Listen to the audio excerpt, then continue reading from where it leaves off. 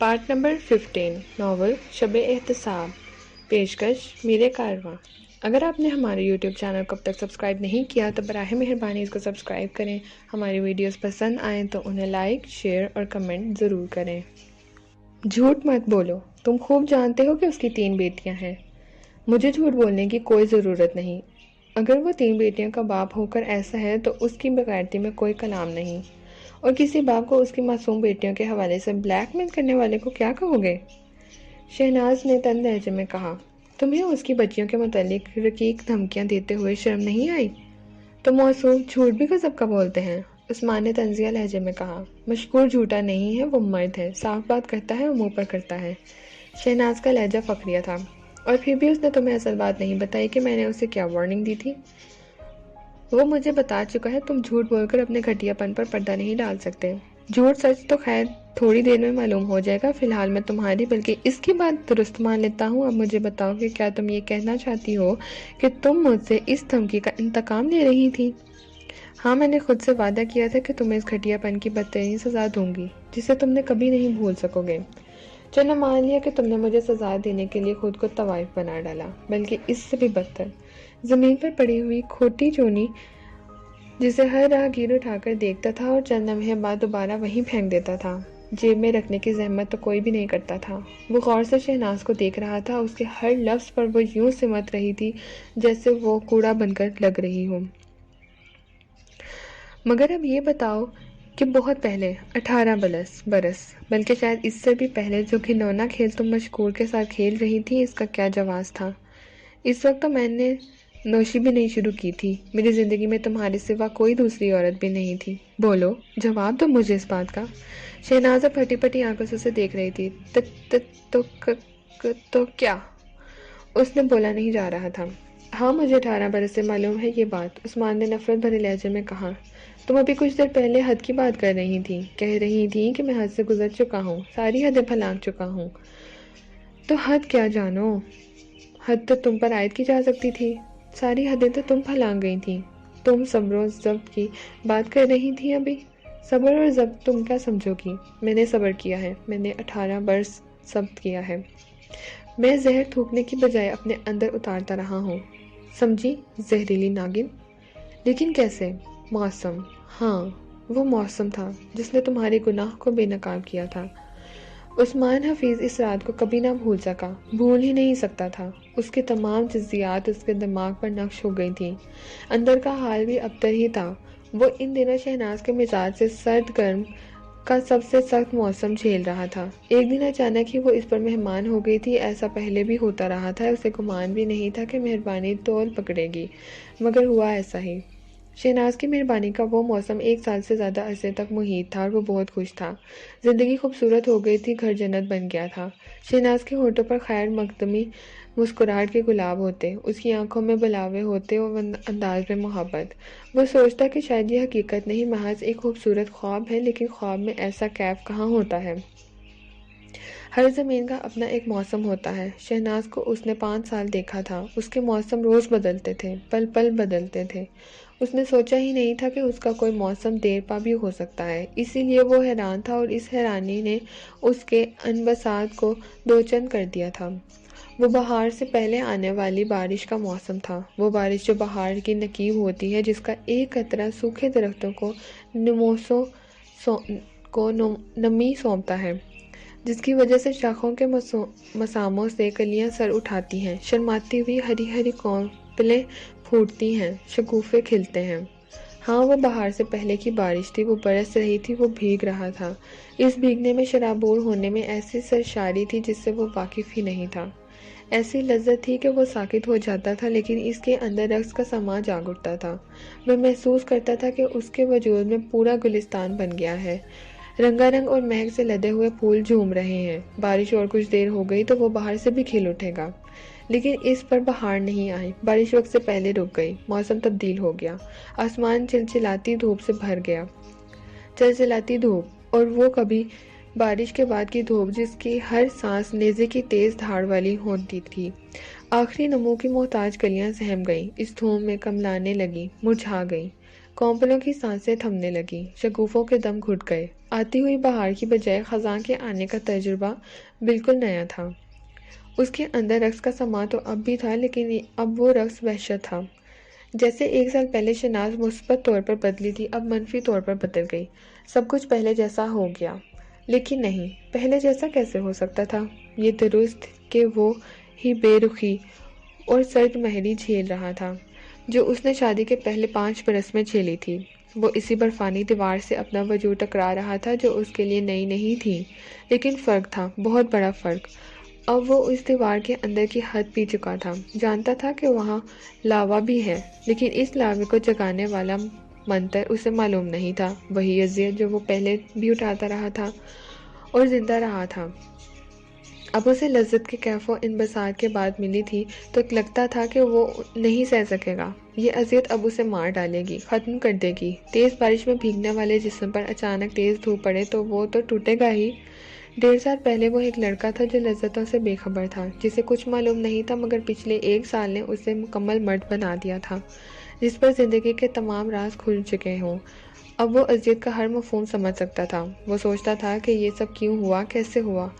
وہ تو اپنی جگہ کانے ہو چکا تھا، اس نے محرومی سے سمجھوتا کر لیا تھا، پھر شہناز میں وہ تبدیلی کیوں آئی، اور اب وہ پہلے جیسی کیوں ہو گئی؟ جو اذیت وہ اٹھاتا رہا ہے وہ شہناز کو بھی تو ہوتی ہوگی، لیکن اسے اس سوال کا جواب نہیں ملا۔ تو یہ وہ حالات ہے، یہ اس کی کیفیت تھی کہ وہ رات آ پہنچی۔ اسے ایک اجازت نامے کے سلسلے میں اسلام آباد جانا تھا۔ نائٹ کوچ میں اس کی سیٹ ریزرو تھی۔ فلائٹ 10:30 بجے کی تھی۔ وہ شام کو گھر جانے کے لیے دفتر سے نکلا تو موسم بہت خوشگوار ہو رہا تھا، ہلکی ہلکی پھوار پڑ رہی تھی، ٹھنڈی خوشگوار ہوا چل رہی تھی۔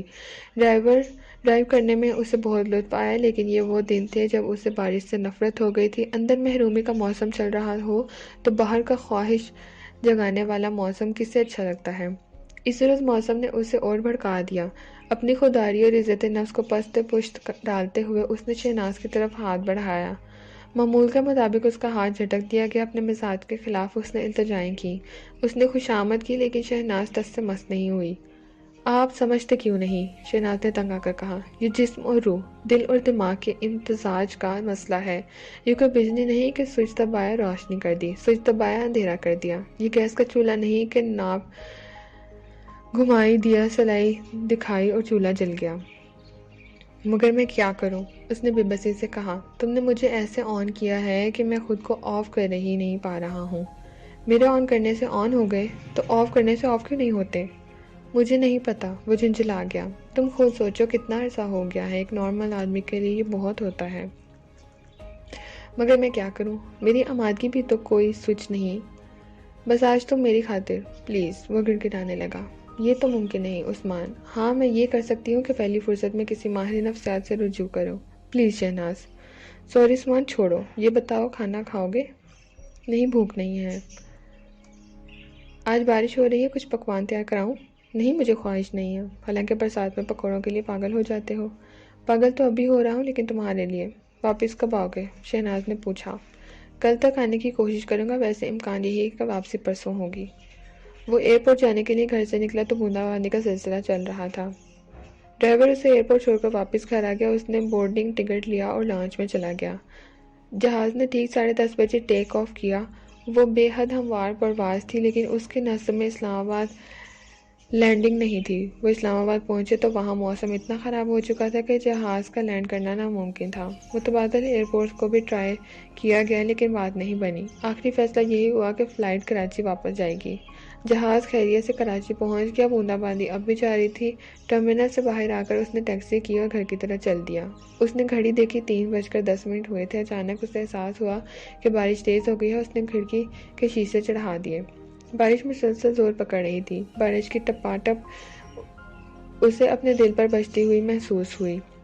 وجود میں پھر شوریدہ سر خواہشوں نے سر اٹھانا شروع کر دیا، ساتھ ہی دل میں امید بھی جاگ گئی تھی۔ شہناز تنہائی بھی محسوس کر رہی ہوگی، کون جانے یہ موسم اس پر بھی اثر انداز ہوا ہو۔ وہ سوچ رہی ہو کہ کاش اس وقت وہ اس کے پاس ہوتا. کون جانے اس کے وجود میں بھی اس وقت خواہشیں اسی طرح شور مچا رہی ہوں. اور ایسے میں وہ اچانک پہنچے وہ عجیب سی سرشاری محسوس کرنے لگا. اب کدھر چلنا ہے صاحب؟ ٹیکسی ڈرائیور نے اسے چونکا دیا. وہ ٹیکسی ڈرائیور کو گائیڈ کرنے لگا. چند لمحے بعد اس نے کہا بس یہاں روک دو.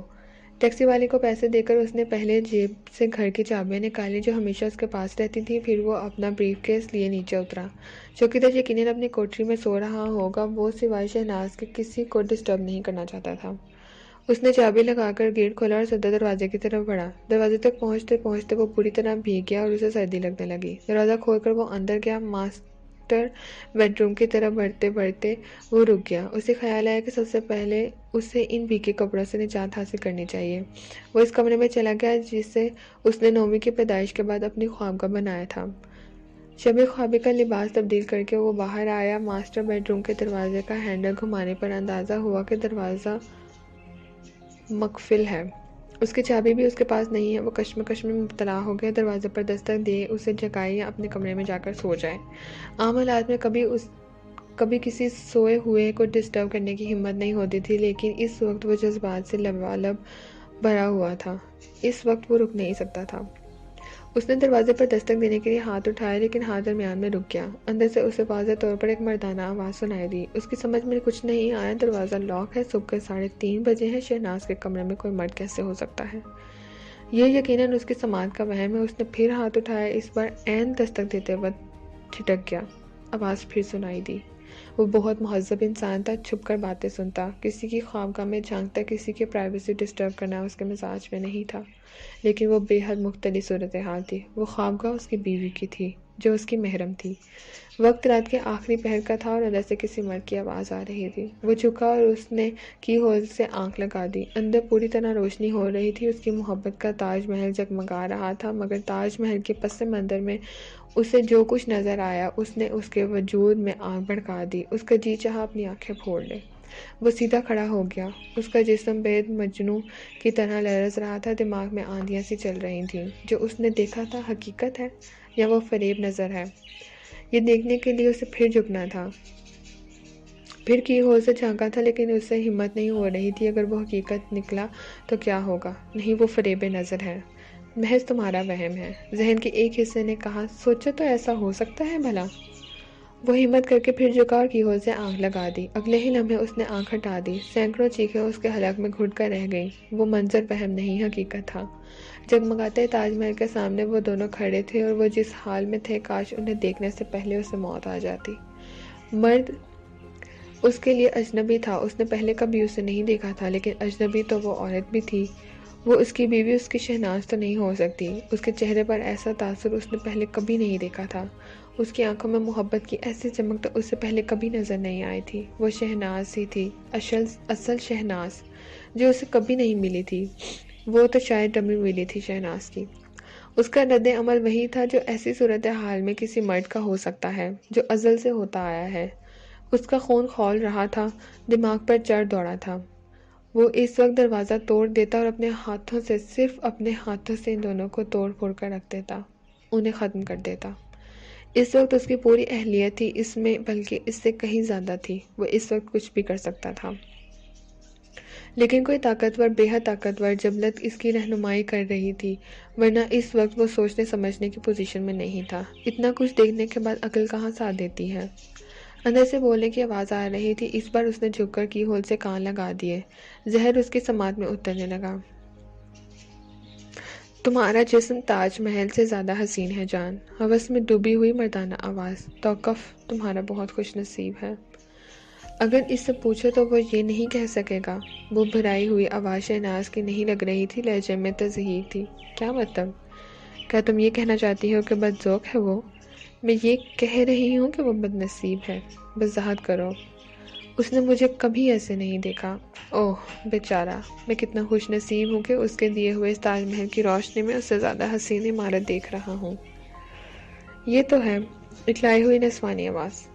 ویسے آدمی خوش ذوق ہے، یہ تاج محل گواہی دے رہا ہے. گھٹیا آدمی اور اعلیٰ ذوق ہے. عجیب کمبینیشن ہے. تم نے تو پھر اسے بھوک جگا دی. چلو. ملی جلی حیوانی آوازیں. عثمان نے جھٹکے سے کان ہٹا لیا۔ اسے حیرت تھی کہ اسے کچھ ہو کیوں نہیں رہا، وہ پاگل کیوں نہیں ہو جاتا، دھماکے سے پھٹ کیوں نہیں جاتا۔ اس کے اندر وحشتیں ناچ رہی تھیں۔ وہ سیدھا کھڑا ہوا۔ دروازے کو ٹکرے مار کر توڑ دینے کی خواہش بے حد شدید تھی، مگر اسی طاقتور جبلت نے ایک بار پھر اسے روک دیا۔ جب کر لیا، لیکن اب کچھ نہ کچھ تو کرنا ہی تھا۔